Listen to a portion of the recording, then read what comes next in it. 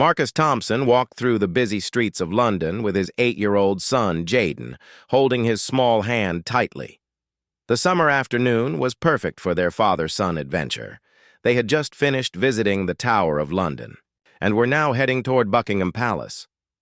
Jaden's eyes sparkled with excitement as he talked non-stop about the crown jewels they had seen. "Dad, do you think the Queen really wears that big diamond crown every day?" Jaden asked, practically bouncing with each step. His innocent curiosity made Marcus smile.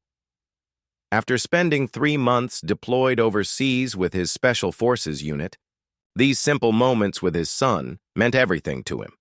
Marcus was on leave, trying to be just a regular dad. He wore simple civilian clothes, jeans, a plain t-shirt, and sneakers. Nothing about his appearance suggested he was one of Britain's most elite soldiers. His dark skin glistened slightly in the London sun, and his muscular build was hidden beneath his casual outfit. To anyone watching, he looked like any other tourist exploring London with his child.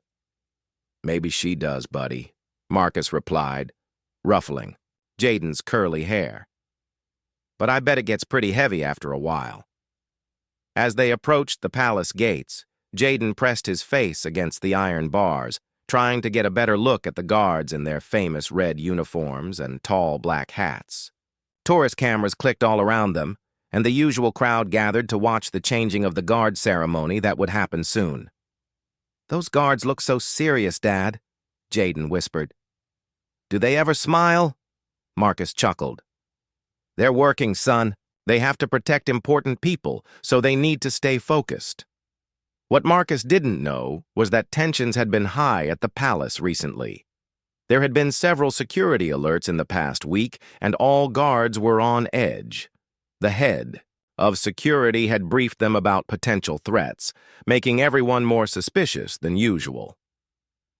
Guard Officer James Wellington stood at his post near the main gate. He was 26 years old and had been working as a royal guard for only 8 months. James took his job seriously, perhaps too seriously. He had joined the Royal Guard hoping to prove himself, coming from a small town where opportunities were limited. This job was his chance to serve his country and be part of something important. James watched the crowd carefully, his trained eyes scanning for anything unusual. His hand rested near his weapon, ready to act if needed. The recent briefings about security threats played in his mind repeatedly. Every person in the crowd could be a potential risk. When James's gaze fell on Marcus and Jaden, something in his mind triggered an alert.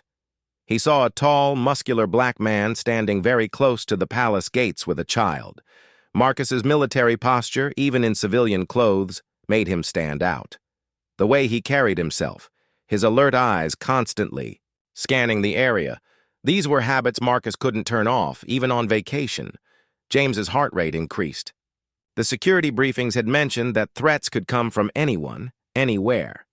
His limited experience and the pressure of his job clouded his judgment. He began to focus entirely on Marcus, watching his every movement. Marcus noticed the guards staring at them but didn't think much of it initially. Guards were supposed to watch people. It was their job. But as minutes passed, he realized this particular guard's attention was different.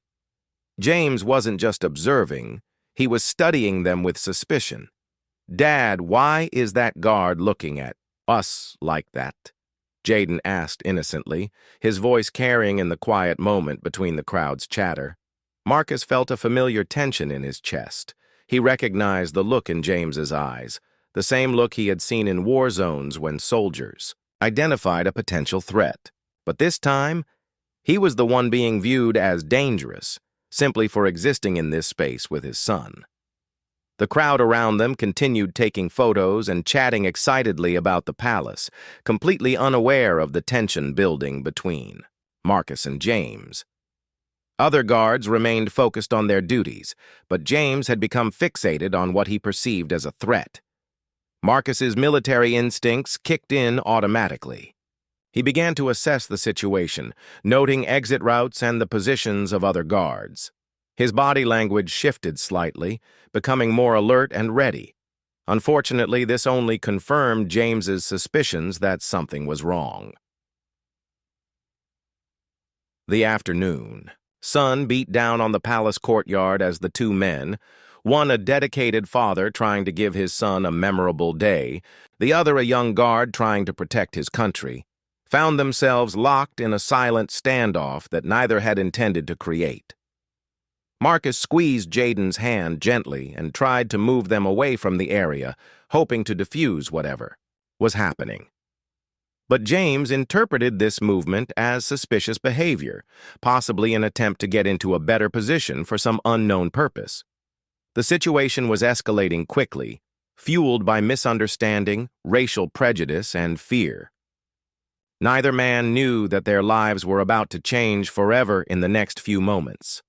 The tourist cameras continued clicking, and children continued laughing, but storm clouds were gathering in what should have been a peaceful afternoon at one of London's most famous landmarks. James Wellington's breathing became shallow as he continued to watch Marcus and Jaden. Every small movement Marcus made seemed threatening to the young guard. When Marcus bent down to tie Jaden's shoelace, James saw it as a possible attempt to retrieve something hidden. When Marcus stood up and adjusted his shirt, James worried he might be concealing a weapon. The guard's radio crackled with routine communications from other officers, but James was too focused on Marcus to pay attention. His training had taught him to trust his instincts, and right now, every instinct was screaming that something was wrong. The problem was that his instincts were being influenced by his own unconscious biases rather than real threats.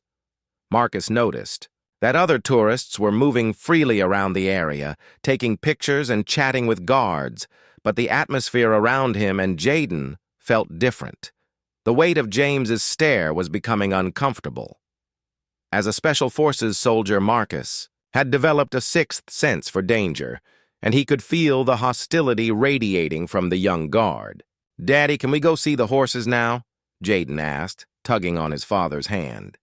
He was getting bored standing in one spot and wanted to explore more of the palace grounds. "In a minute, buddy," Marcus replied quietly, still trying to figure out the best way to handle the situation. He didn't want to create a scene, especially with Jaden there, but he also couldn't ignore the guard's increasingly aggressive body language. James's supervisor, Sergeant Patricia Mills, was busy coordinating with other guards for the upcoming ceremony. She had 20 years of experience and had seen James's tendency to be overly cautious before. However, she was currently dealing with a separate issue involving a lost tourist child and hadn't noticed James's fixation on Marcus. As the minutes passed, more tourists gathered around the palace gates.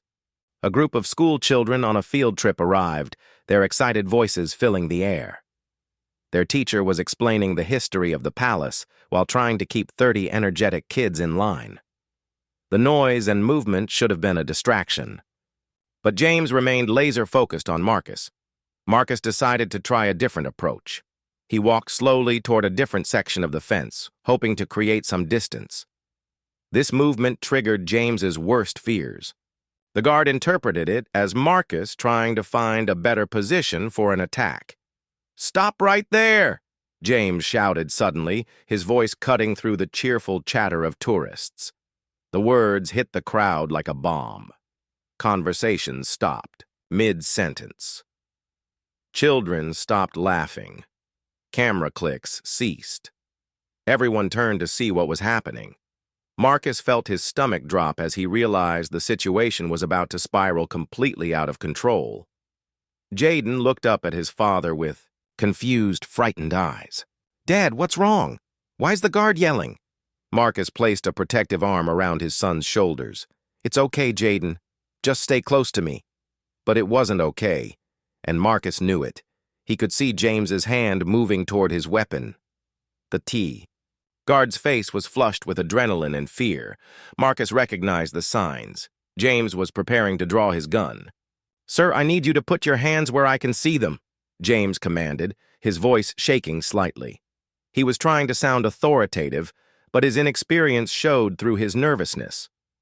The crowd began to murmur and step back, sensing the tension. Some people started pulling out their phones to record what was happening. Parents grabbed their children and moved them away from the area. The joyful atmosphere of a typical tourist day had transformed into something much darker. Marcus slowly raised his hands, keeping his movements deliberate and non-threatening. His military training had prepared him for many dangerous situations, but being unarmed with his child while facing a panicked guard with a weapon was not something he had ever practiced. "There's been a misunderstanding," Marcus said calmly, his voice steady despite the fury building inside him. "I'm here with my son, just visiting like everyone else." But James was beyond listening to reason. The pressure of his job, the recent security briefings, and his own prejudices had created a perfect storm of poor judgment.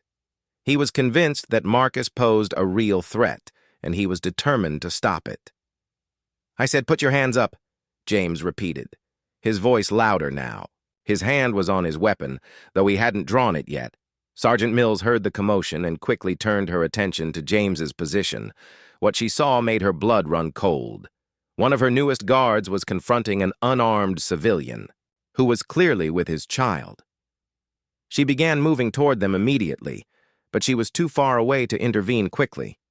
Other guards also noticed the situation developing. Some began to move closer, unsure of what was happening, but ready to support their colleague if needed. The situation was becoming more dangerous by the second, as more armed officers became involved. Marcus felt Jaden trembling against his side. His son was scared, and that fear transformed Marcus's own feelings from concern to anger. He had served his country honorably, risking his life in dangerous missions around the world. Now he was being treated like a criminal in front of his own child, simply for being black in the wrong place at the wrong time. "Please," Marcus said, his voice still controlled but with an edge of steel that only came from years of military service. "My son is scared. Whatever you think is happening here, you're wrong." The crowd continued to grow as more tourists and passers-by stopped to see what was causing the disturbance. James felt the pressure of all those watching eyes, which only made him more convinced that he needed to act decisively. In his mind, he was protecting all these innocent people from a dangerous threat. What James didn't realize was that he was about to make the biggest mistake of his career, one that would change everything for both him and Marcus. James Wellington's hand trembled as he gripped his weapon. The weight of the moment pressed down on him like a crushing force. Everything his instructors had taught him about threat assessment seemed to confirm what he was seeing. A suspicious man near the palace, behaving in ways that seemed threatening, refusing to comply immediately with orders. "Down on the ground, now!" James screamed, his voice cracking with stress and adrenaline. The command echoed off the palace walls, and gasps rippled through the growing crowd. Tourists who had been enjoying a peaceful day suddenly found themselves witnessing what looked like a potential arrest or worse. Some people began recording with their phones, instinctively documenting what they sensed might become a significant incident. Marcus felt his heart pounding, but not from fear. The rage building inside him was the controlled fury of a warrior who had faced real enemies in real battles, now being humiliated in front of his son by someone who had probably never seen actual combat. Still, his training kicked in. Stay calm. Protect the innocent. De-escalate when possible. "I have a child with me," Marcus said firmly, his voice carrying the authority of someone accustomed to being obeyed. "He's 8 years old and he's scared. I'm not going to lie down on the ground in front of my son when I've done nothing wrong." Jaden was now crying softly, pressing his face against his father's leg. The boy didn't understand what was happening, only that the fun day with his dad had suddenly become frightening. "Daddy, I want to go home," he whispered through his tears. The sound of his son's fear broke something inside Marcus. He had fought in Afghanistan and Syria, had completed missions that saved lives, had earned medals for his service to his country. Now his own child was terrified because a guard with poor training and worse judgment couldn't see past the color of his skin. Sergeant Mills was running toward them now, pushing through the crowd of tourists. She could see the situation was completely out of control and that James was about to make a career-ending mistake. "Wellington, stand down!" she shouted, but the noise of the crowd and James's tunnel vision made it difficult for him to hear her clearly.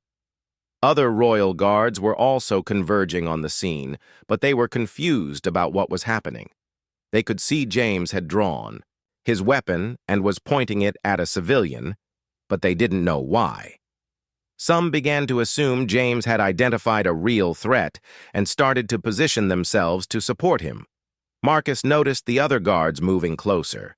His military mind automatically began calculating angles, distances, and potential outcomes. If this situation continued to escalate, innocent people could get hurt. The crowd of tourists was too close, and there were children everywhere. "Look, around you," Marcus said to James, his voice cutting through the chaos with calm precision. "Look at all these families, these kids. Do you really think I would bring my son here if I planned to hurt anyone?" For a moment, doubt flickered in James's eyes. The question was logical, and Marcus's calm demeanor was not what he would expect from someone planning an attack. But James was too far down the path of his mistake to turn back now. Admitting he was wrong would mean admitting he had threatened an innocent man and terrified a child for no reason. "I don't know what your plan is," James replied, though his voice was less certain than before. "But I'm not taking any chances." Marcus could see the doubt in the young guard's face, and he recognized it as an opportunity. In combat, reading people's faces and body language could mean the difference between life and death. James was scared and confused, not malicious.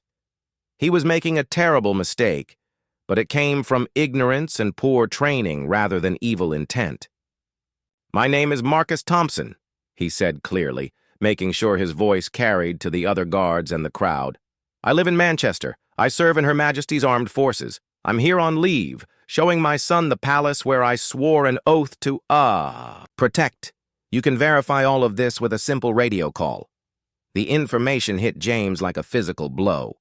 The confidence in Marcus's voice, the specific details, the mention of military service. These weren't the words of someone with criminal intent. They were the words of someone telling the truth. Sergeant Mills finally reached the scene, breathing hard from running. She quickly assessed the situation and realized how badly things had gone wrong. An experienced soldier could tell immediately that Marcus was military, even in civilian clothes. His posture, his calm under pressure, his way of speaking, everything about him screamed professional service member. "Wellington, lower your weapon immediately," Sergeant Mills ordered. Her voice carried the authority of 2 decades of service and left no room for argument. But James was frozen in panic and embarrassment. He had gone too far to back down easily, and the crowd of tourists was watching his every move. Some were still recording, and he knew this incident would be everywhere on social media within hours. Marcus sensed the critical moment approaching. He could see that James was trapped by his own actions and might do something desperate to avoid admitting his mistake. The weapon was still pointed in their direction, and Jaden was still crying against his leg. "Son," Marcus said, addressing James directly, using the tone he had used with young soldiers under his command. "I know you're doing what you think is right, but I need you to look at my boy. Really look at him. He's 8 years old, and right now he's learning what it means to be black in this world. The lesson you're teaching him right now will stay with him forever. Is this really the lesson you want to give him?" The words hit harder than any threat or command could have. James looked down at Jaden for the first time, really seeing the terrified child clinging to his father. The boy's tears, his shaking, his complete innocence. It all crashed into James's consciousness like a wave. What had he done? The moment James looked down at Jaden, really looked at him, the full weight of his actions crashed down like an avalanche. This wasn't a threat or a security risk. This was a scared little boy who had been excited about seeing the palace and was now crying because a grown man was pointing a gun near him and his father. James's hands began to shake more violently. The weapon felt impossibly heavy in his grip. All the training, all the briefings, all the warnings about staying alert, none of it had prepared him for this moment when he realized he had become the very thing he was supposed to protect people from. Sergeant Mills stepped closer, her voice firm but not harsh. "James, I need you to holster your weapon right now. This is not a threat situation. This is a father and son visiting the palace." The crowd had grown to nearly 100 people, all watching the drama unfold. Some tourists were leaving the area, uncomfortable with the tension, while others stayed to see how it would end. The clicking of camera phones was constant now, and James knew that whatever happened next would be recorded forever. Marcus kept his hands visible but moved slightly. To put himself more directly between James and Jaden, it was an instinctive move, a father protecting his child, but it also demonstrated something important to the other guards who were watching. A man planning to hurt people doesn't position himself to shield a child. "Please, son," Marcus said, again to James, his voice gentler now that he could see the guard was beginning to understand his mistake. "My boy doesn't understand what's happening. He just wants to go home and tell his mom about the pretty palace he saw today." Jaden lifted his tear-stained face from his father's leg and looked at James with the pure, questioning eyes of a child who couldn't understand why someone would want to hurt him or his daddy. In that moment, James saw his own 8-year-old nephew, saw the innocence that should be protected rather than threatened. The weapon slowly lowered as James's resolve crumbled completely. He holstered it with trembling hands, the click of the leather seeming impossibly loud in the tense quiet that had fallen over the crowd. "I'm sorry," James whispered, but the words were barely audible. Sergeant Mills immediately stepped forward to take control of the situation. "Ladies and gentlemen," she announced to the crowd, "there has been a misunderstanding. Everything is fine now. Please continue enjoying your visit to the palace." But everything was not fine, and everyone knew it. The damage had been done. A man and his child had been threatened and humiliated for no reason other than prejudice and poor judgment. Marcus knelt down next to Jaden, wrapping his son in a protective hug. "It's okay now, buddy. The guard made a mistake, but it's over." "Why? Did he point his gun at us, Daddy?" Jaden asked through his tears. "We weren't doing anything bad." The question hung in the air like a sharp blade. It was the question that cut through all the excuses, all the explanations about security protocols and training procedures. "Why indeed?" Marcus looked up at James, who was standing frozen in shock and shame. The young guard's face had gone completely pale, and he looked like he might be sick. Other guards were gathering around them now, and Marcus could hear them whispering among themselves as they began to understand what had really happened. "Sometimes people make mistakes when they're scared," Marcus told his son, though his eyes remained locked on James. "Sometimes people see things that aren't really there because they've been taught to be afraid of people who look different from them."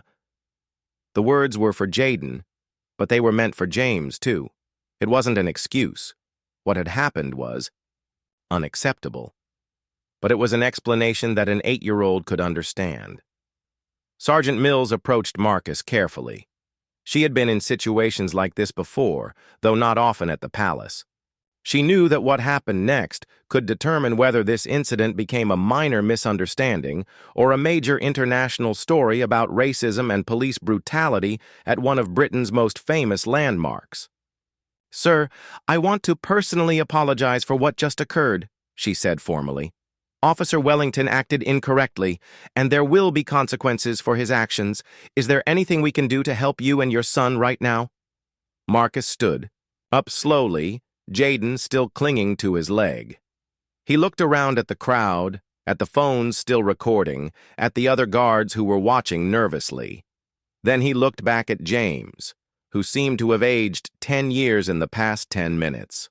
"What I want," Marcus said clearly, "is for this young man to understand what just happened here. Not just that he made a mistake, but why he made it, and how to never make it again. James finally found his voice, though it came out cracked and weak. I thought the briefing said to watch for... He couldn't finish the sentence because finishing it would mean admitting that he had profiled Marcus based on his race. The briefing said to watch for suspicious behavior, Sergeant Mills corrected firmly. Not to watch for suspicious people. There's a very important difference. Marcus nodded. I know you were trying to do your job, but you need to understand something. I've served this country for 12 years. I've been shot at. I've been in situations where real threats existed, and through all of that, I never once pointed a weapon at an innocent person, especially not in front of their child. The weight of Marcus's military service hung in the air. Here was a man who had genuinely protected Britain being treated like an enemy by someone whose job was supposedly to do the same thing. James felt something breaking inside him. All his pride in his uniform, all his sense of purpose in protecting the royal family, it all seemed hollow now compared to the reality of what he had just done to a fellow serviceman and his son. I don't know how to fix this, James admitted, his voice barely above a whisper. Marcus studied the young guard's face and saw genuine remorse, not just embarrassment at being caught in a mistake. That was important. That was the difference between someone who could learn and grow from this experience and someone who would just become more careful about not getting caught. You start, Marcus said quietly, by understanding that this isn't about you anymore. It's about him. He gestured down to Jaden, who was still holding on to his father's leg but had stopped crying. What happened here today will be part of his story for the rest of his life. The question is whether it becomes a story about hatred and fear, or a story about people learning to do better. The afternoon sun cast long shadows across the palace courtyard as the immediate crisis passed, but the real reckoning was just beginning. Sergeant Mills had cleared most of the crowd, though many tourists continued to linger nearby, still processing what they had witnessed. The incident would be talked about, shared on social media, and remembered long after everyone had gone home. Marcus remained calm, but inside, a storm of emotions was building. He thought about all the times he had put his life on the line for his country, all the missions where he had protected civilians, all the times he had worn the uniform with pride. Now his own son had been terrorized by someone wearing a different uniform of the same nation he had served so faithfully. James stood apart from the other guards, isolated by his actions and his shame. His colleagues looked at him with a mixture of disappointment and anger. They knew that his mistake would reflect on all of them, would raise questions about their training and their judgment. But more than that, they were genuinely horrified by what had happened. "Dad," Jaden said softly, tugging on Marcus's shirt. "Can we go home now? I don't like it here anymore." The simple request from his son hit Marcus harder than any enemy fire ever had. Jaden's excitement about the palace, his joy in their father-son adventure, his innocent wonder at the guards and the ceremony, all of it had been destroyed by James's prejudice and fear. "In a few minutes, buddy," Marcus replied, lifting Jaden into his arms. At 8 years old, his son was getting heavy, but Marcus needed to hold him close right now. "We just need to talk to some people first." Sergeant Mills was speaking quietly into her radio, reporting the incident to her superiors. Marcus could hear fragments of her conversation, words like civilian complaint, weapon drawn, and immediate investigation. He knew that bureaucratic wheels were already turning, that reports would be written, and meetings would be held. But bureaucracy couldn't undo what had happened to Jaden. Another guard approached them, an older man, with kind eyes and gray hair showing beneath his ceremonial hat. "Sir, my name is Constable Williams. I've been with the Royal Guard for 15 years, and I want you to know that what happened here today does not represent who we are or what we stand for." Marcus nodded. appreciating the gesture, but knowing that one good guard didn't erase the actions of the bad one. "I know not everyone is like him," he said, glancing toward James, "but the fact remains that it happened. And it happened because someone in that uniform saw my skin color and decided I was dangerous." James heard these words and felt them like physical blows. The truth of them was undeniable, no matter how much he wanted to argue or make excuses. He had seen a black man and assumed threat. He had seen a father with his child and imagined violence. His training had taught him to assess behavior, but his own prejudices had made him see danger where none existed. A black car pulled up near the palace gates, and two people in civilian clothes got out. Marcus recognized them immediately as security officials, probably from Scotland Yard or the Royal Protection Unit. This incident was going to become much bigger than a simple misunderstanding between a guard and a tourist. "Mr. Thompson?" One of the officials approached them. "I'm Detective Inspector Sarah Chen. We need to get a full statement about what occurred here today." Marcus shifted Jaden in his arms and looked at the detective. "Will this be on record, official?" "Yes, sir. Any incident involving weapons being drawn on palace grounds requires a full investigation. There will also likely be media attention, given that several people recorded what happened." Marcus had expected this, but hearing it confirmed made the situation feel even more serious. This wasn't just going to be a conversation and an apology. There would be consequences, investigations, possibly even legal action. James watched the detective talking to Marcus and realized that his career was probably over. Drawing a weapon on an innocent civilian, especially one who turned out to be military, was not something the Royal Guard would take lightly. He would be lucky if he just lost his job and didn't face criminal charges. But as he watched Marcus hold his son, James realized that losing his job was the least of his worries. He had traumatized a child. He had humiliated a good man who had served his country honorably. He had betrayed every principle that was supposed to guide someone in his position. Detective Inspector Chen finished taking preliminary information from Marcus and then approached James. "Officer Wellington, you'll need to come with us for questioning. You're not under arrest at this time, but you are required to cooperate with our investigation." James nodded numbly. He unstrapped his weapon and handed it to Sergeant Mills, knowing he wouldn't be getting it back anytime soon. His hands were still shaking, and he felt dizzy with the reality of what he had done and what was going to happen next. Before the detective could lead him away, James took a step toward Marcus. "Sir, I know my apology doesn't change anything, but I need you to know that I'm sorry. Not just sorry I got caught, not just sorry there will be consequences, but truly sorry for what I put you and your son through." Marcus looked at James for a long moment. The young guard's face showed genuine remorse, real understanding of the harm he had caused. It wasn't enough to fix what had happened, but it was something. "Apologies are just words," Marcus said quietly. "What matters is what you do with the rest of your life. How you make sure this never happens again, not just to you, but to anyone." James nodded, tears forming in his eyes. "I understand." As the detective led James away, Marcus held Jaden closer and looked around at the palace where he had once dreamed of serving with honor. The beautiful building, the ceremony, the tradition. It all seemed tainted now by what had happened. "Daddy," Jaden said quietly, "why are some people mean to us because we're brown?" It was the question Marcus had dreaded his son would ask. Someday, the conversation he had hoped to delay for a few more years. But James Wellington had forced this moment, had stolen his son's innocence, and made it impossible to pretend that the world was fair and kind to everyone. Marcus took a deep breath, knowing that his answer would shape how his son saw the world for years to come.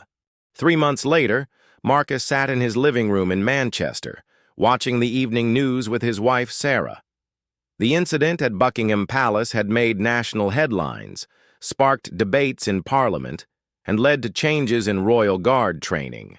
Protocols.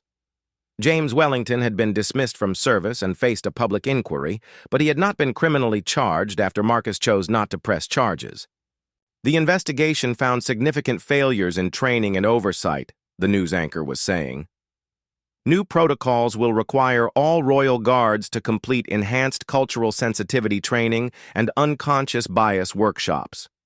The incident has also led to calls for greater diversity in recruitment. Sarah muted the television and looked at her husband.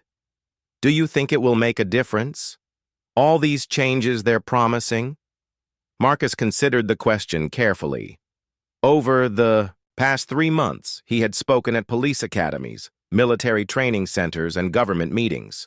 He had told the story of that day at the palace dozens of times, each time hoping it would help prevent something similar from happening to another family. Maybe, he said finally, if people are willing to really listen and learn from it.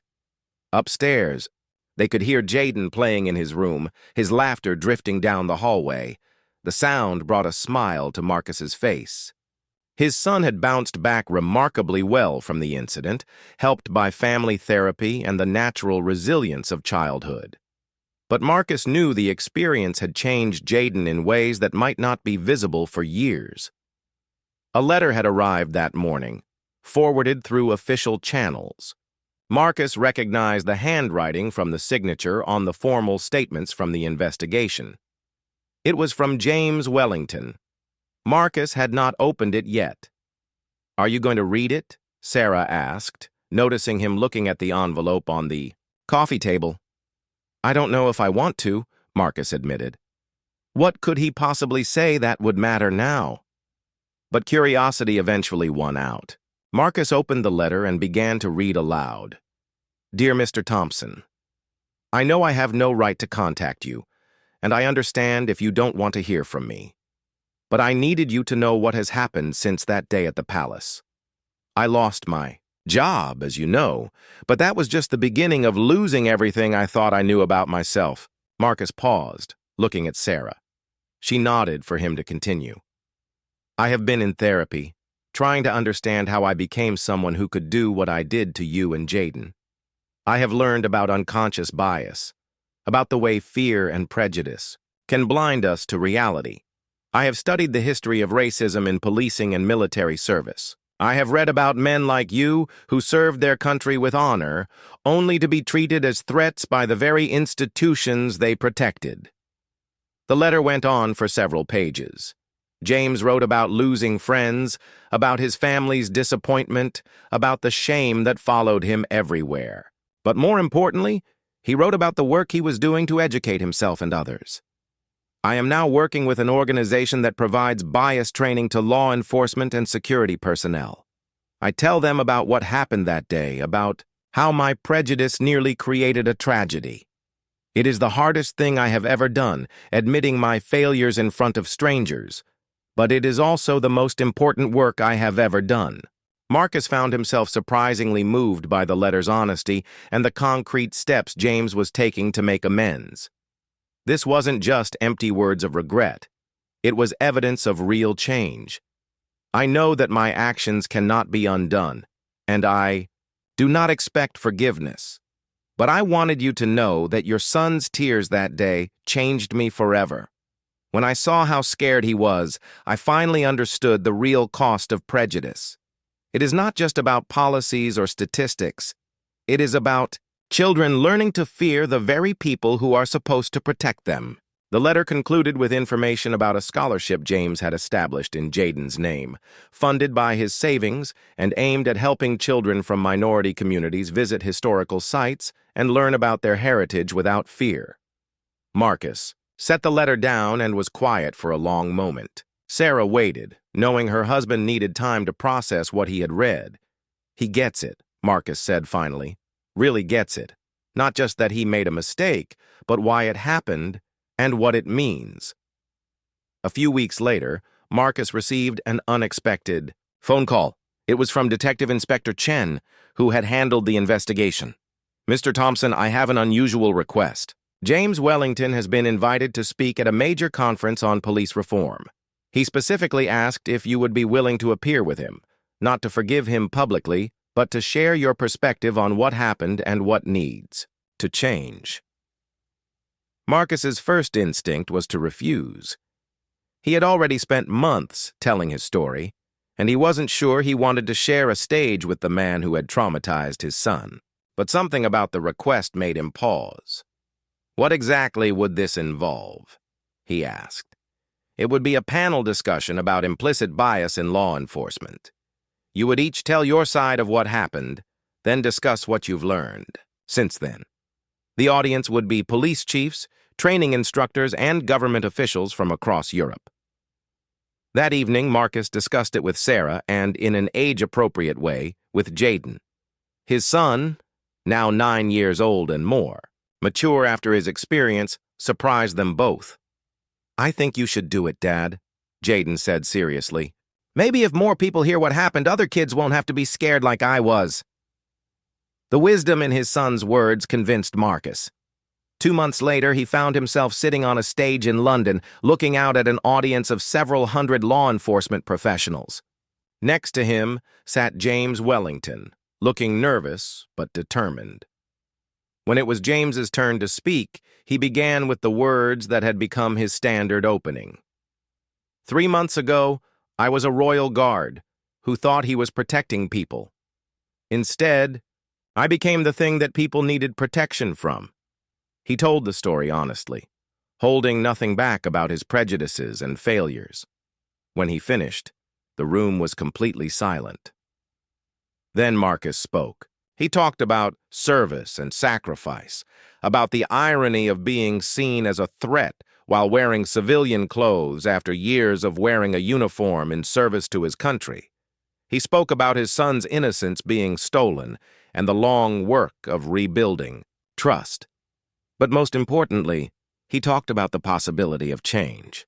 "What happened that day was wrong," Marcus said, looking directly at James. "But what matters now is what we do with that wrong. Do we let it divide us further, or do we use it to build something better?" During the question and answer session, a police chief from Birmingham asked James directly, "How do we know you've really changed? How do we know this isn't just public relations?" James was quiet for a moment before answering. "You don't. I could give you statistics about the training sessions I've led or the policies I've helped develop, but the only proof that matters is in the work itself. Day after day, year after year. Change isn't a destination. It's a daily choice." Marcus found himself nodding. In that moment, he realized that James had indeed become someone different from the frightened, prejudiced young guard who had pointed a weapon at his family. After the conference, as they were leaving the venue, James approached Marcus one final time. "I know I've said this before, but I need to say it again.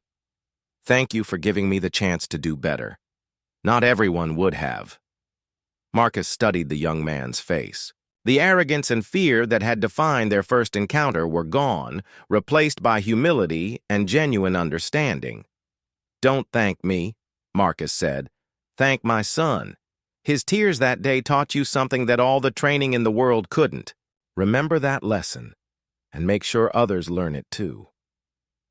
As Marcus drove home that evening, he thought about the long journey from that terrible afternoon at the palace to this moment of cautious hope. The damage James had done couldn't be undone, but it could be transformed into something meaningful if both men continued the work they had started. When he arrived home, Jaden ran to greet him at the door, full of excitement about his day at school.